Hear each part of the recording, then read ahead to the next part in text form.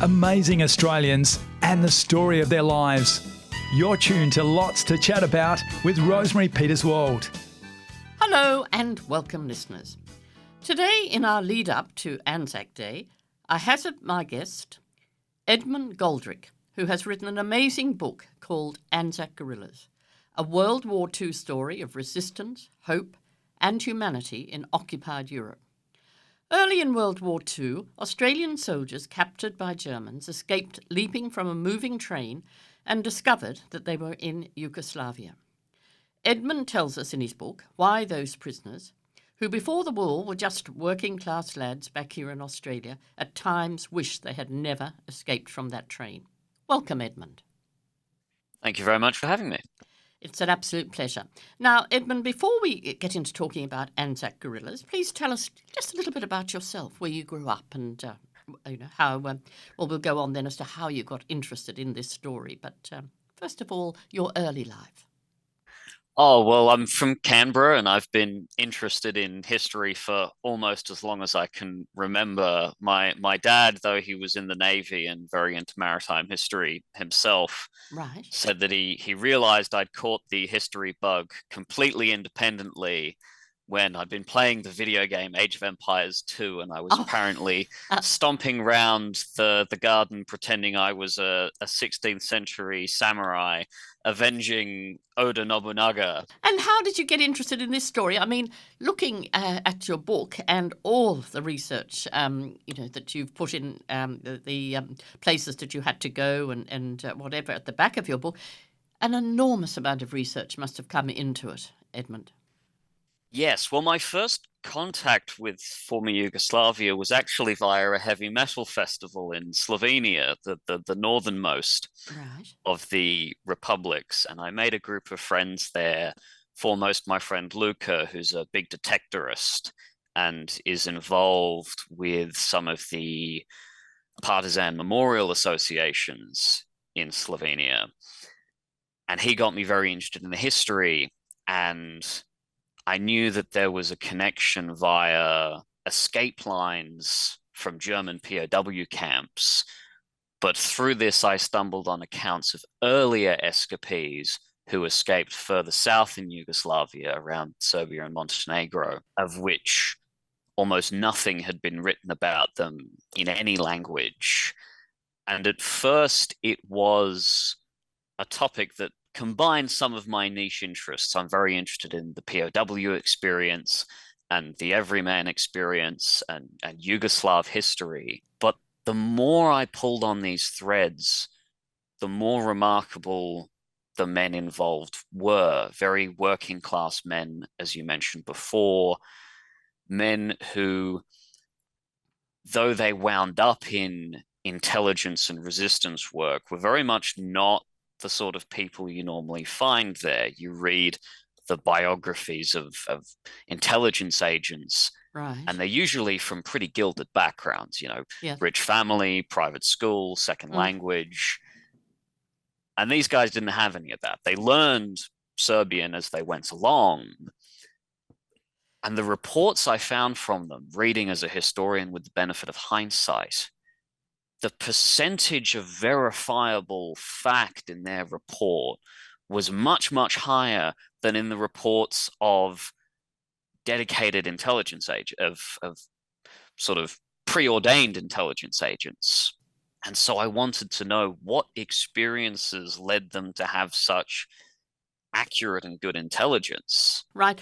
So, I mean, Yugoslavia then, it was a complicated and sort of fractured land, wasn't it? It was consisting of a number of smaller countries, Bosnia, Serbia, and the Royalists, the Chetnists, and the Battle of the Partitions. I mean, it was a very complicated country to escape into, wasn't it?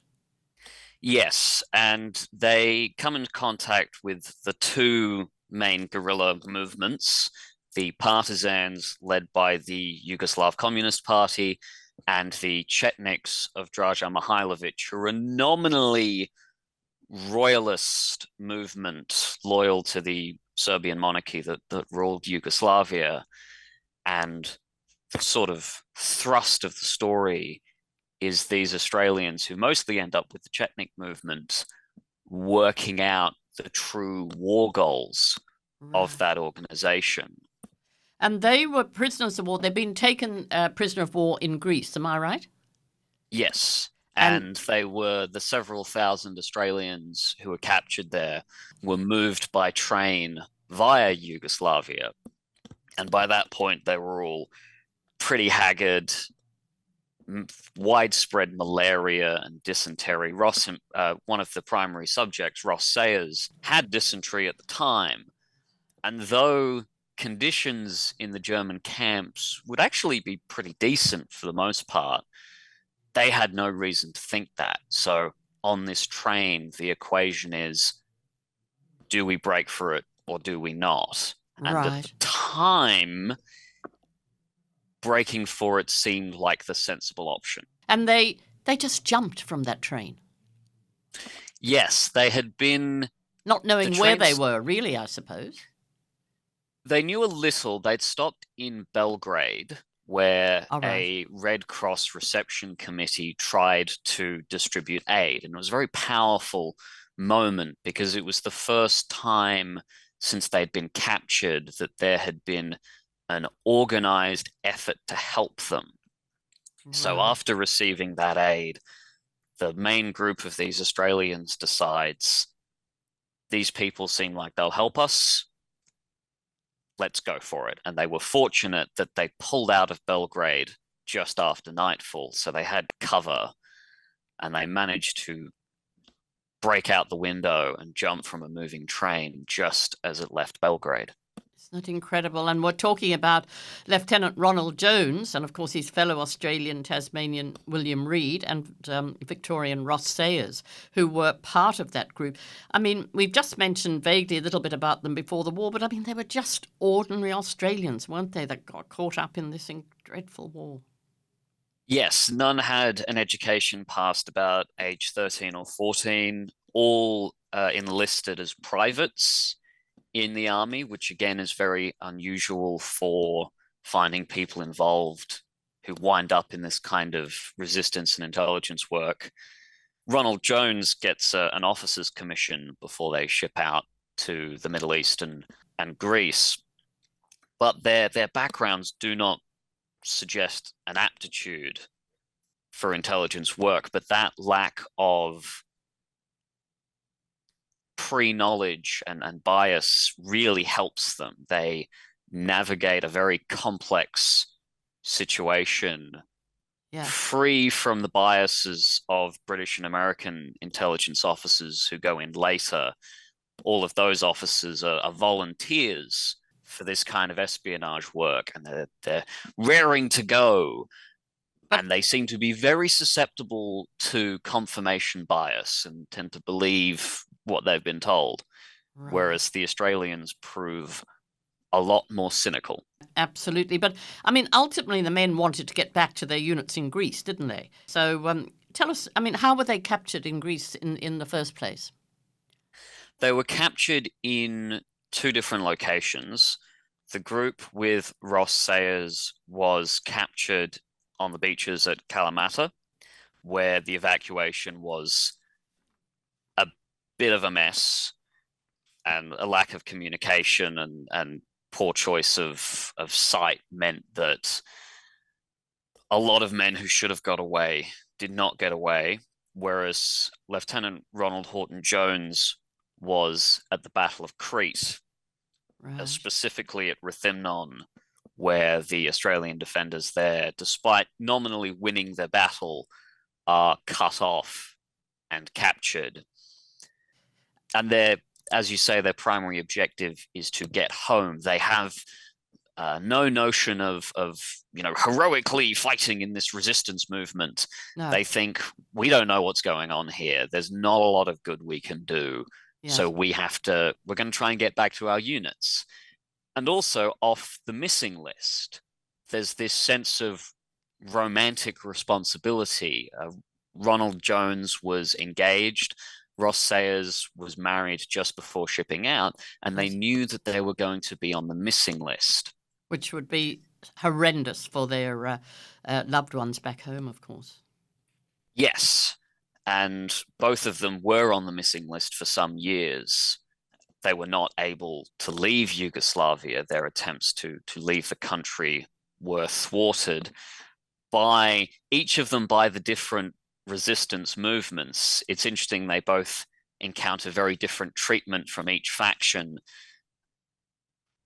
Ross is treated very well by the partisans at first and very badly by the Chetniks, the latter of whom prevent him from trying to make his escape from the country. Whereas the opposite is true of Ronald Jones. He's treated very badly by the partisans who try to stop him from leaving the country. And they get mixed up and forced by circumstance to participate in this war of resistance, which very quickly devolves into a civil war between the two guerrilla factions, which is not a situation they wanted to find themselves in. And there was, horrendous times. It was the time, of course, of Tito and Milosevic in Yugoslavia. Then, Tito obviously did very well financially. We were sailing in the Med and anchored down below one of his many, many houses that he bought around the world after the war. But they were very divisive figures, weren't they?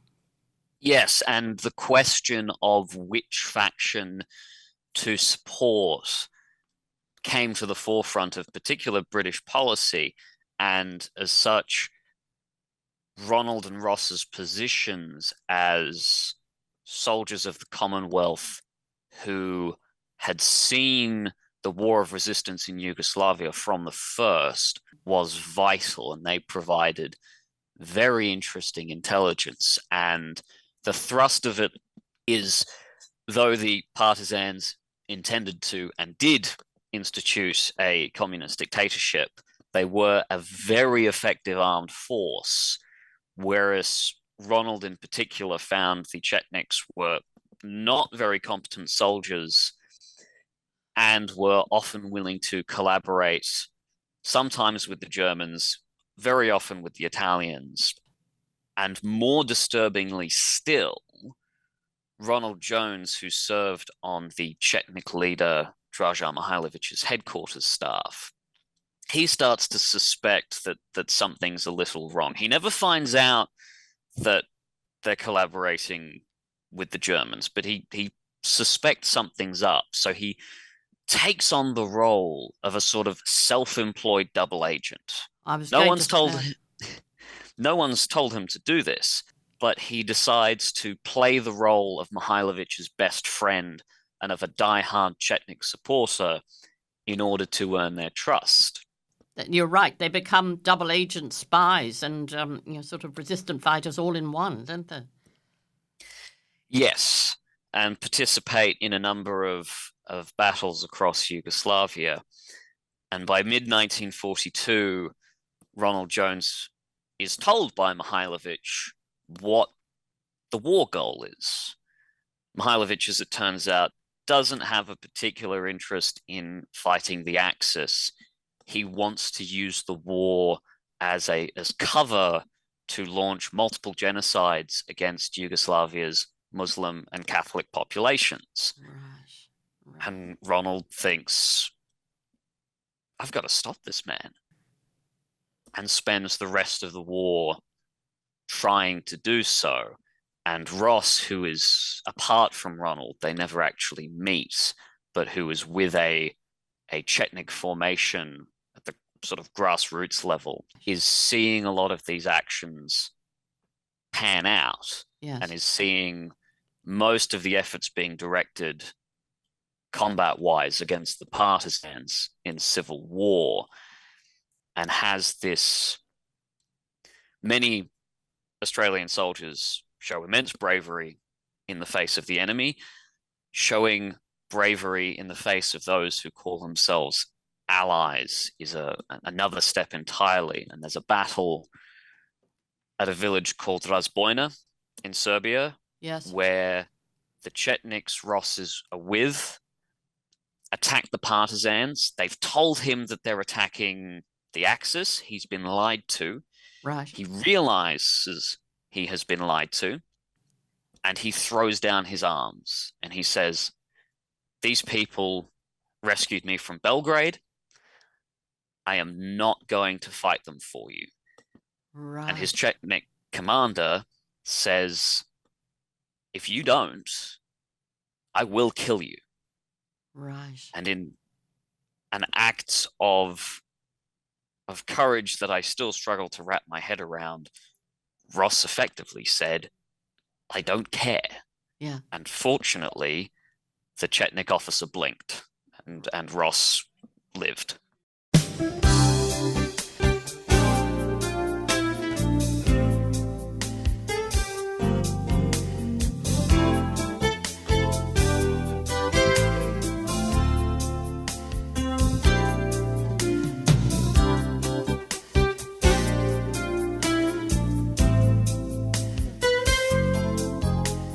Now, you're listening to Lots to Chat About. I'm Rosemary Peterswald, and my guest today is author of Anzac Gorillas, Edmund Goldrick.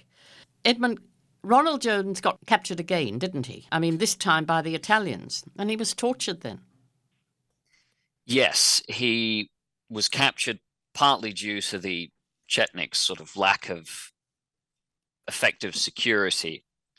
He tried to escape again, that failed, and he was in a very difficult position because he was moving around in a uniform that was not his own. And the Italians, rightly and accurately, suspected him of being a spy.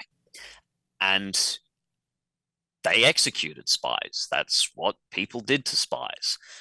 So Ronald was put in a very, very difficult position. He was a spy, but he was also an escaped prisoner of war. So he decided to tell them half the truth. He told them simply, I am Lieutenant Ronald Horton Jones, 2nd 8th Battalion. I escaped captivity and have been on the run since. And the Italians did not believe him. Right. They took him to a jail at the city of Trieste. They tortured him and tried to get him to confess to being a spy.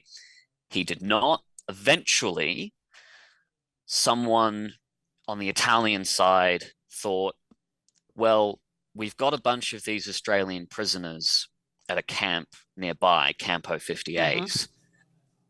There's probably some officers from 2nd 8th Battalion there. Let's get some of them in.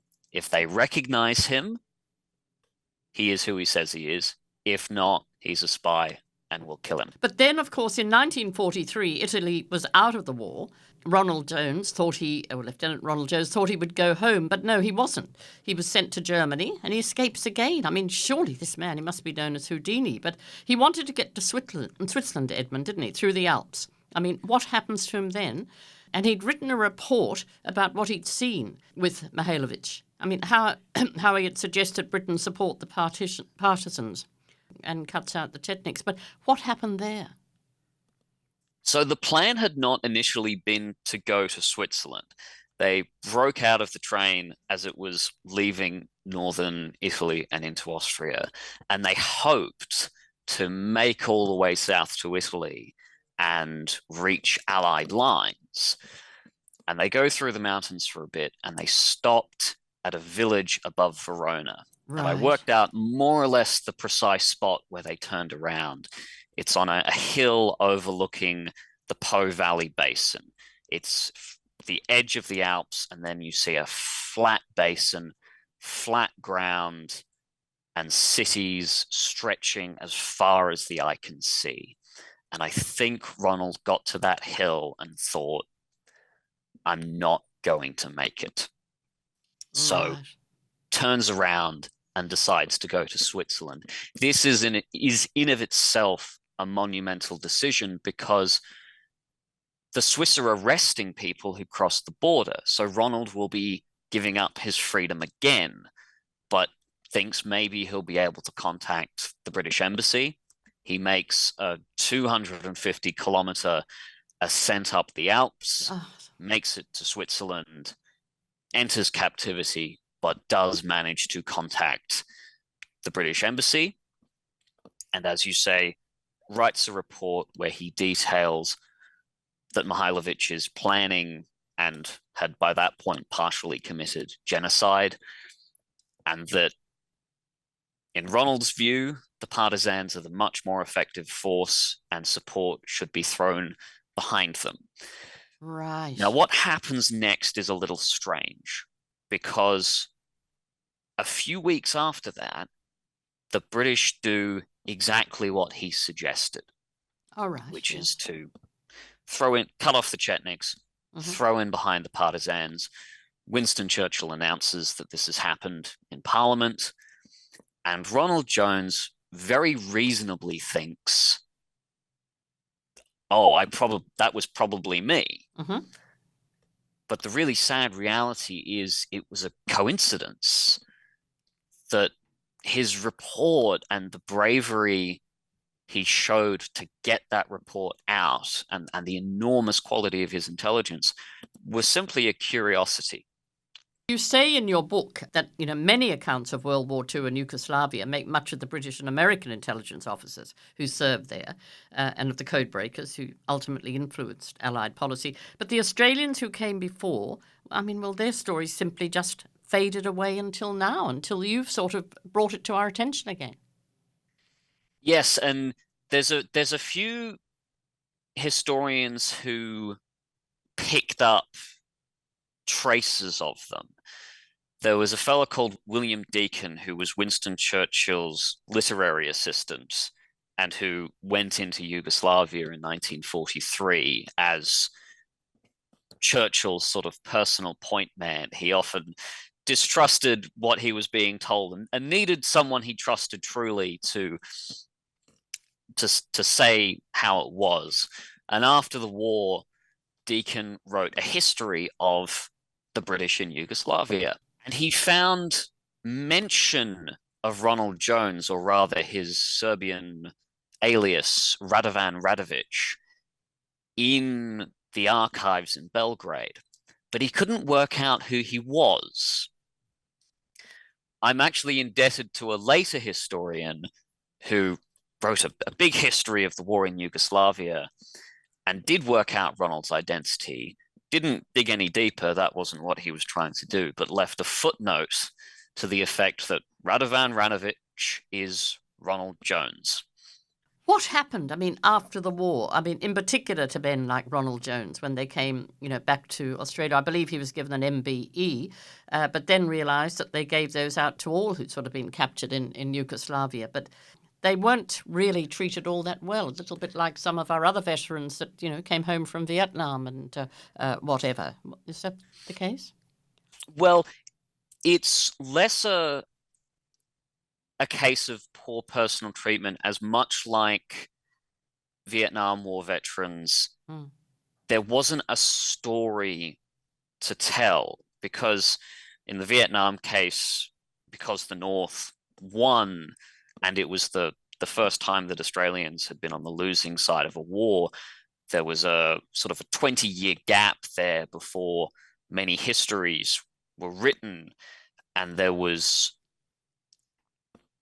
books, television, film that veterans could point to and tell their families, well, I don't have to talk about it that much, but go read this and it will explain. They didn't have a narrative to explain their service. And in particular, the anti-communist wave of the late 40s and early 50s really played against them having the space to come to peace with the very complex experiences of their service. And even worse, a lot of the Chetniks who they'd fought against came to Australia after the war.